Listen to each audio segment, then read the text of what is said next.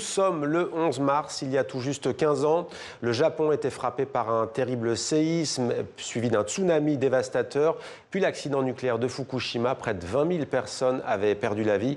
Une catastrophe qui reste présente dans la mémoire collective, y compris chez les plus jeunes, comme nous le montrent ces images commentées par Alexandre Malesson. Parmi tous les participants de ce marathon se cache Takuma Hashimoto.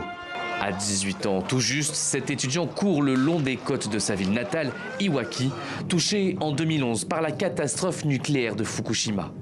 Je fais ça pour ressentir la reprise de la vie 15 ans après le tremblement de terre et la gentillesse des gens autour de moi. Je suis vraiment content d'avoir pu courir.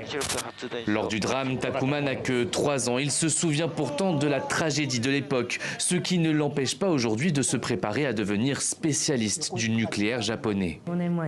L'accident a eu lieu il y a 15 ans, mais après avoir visité les lieux, discuté avec des spécialistes et constaté les dégâts par moi-même, je ne pense pas que l'énergie nucléaire doive être considérée comme intrinsèquement dangereuse. Je pense qu'elle devrait être envisagée comme une option parmi d'autres pour l'énergie du futur. Un avis partagé par sa camarade Hikari Aizawa. Elle aussi est originaire d'Iwaki. Elle se destine également au secteur de l'énergie nucléaire. Lorsque j'ai annoncé mon désir de travailler dans le nucléaire, ma famille s'est inquiétée des risques d'exposition aux radiations. Après leur avoir expliqué ce que j'avais appris, ils se sont intéressés à la question, ils ont fait des recherches et ils me soutiennent maintenant. 15 ans après la catastrophe, le tabou du nucléaire se délite peu à peu au Japon, mis à mal par la hausse des prix de l'énergie et l'incertitude géopolitique. Bien qu'il y ait quelques réticents, la plupart des Japonais ont compris l'importance de la sécurité énergétique. Elle est indissociable de la sécurité économique. Nous devons donc prendre des décisions cruciales.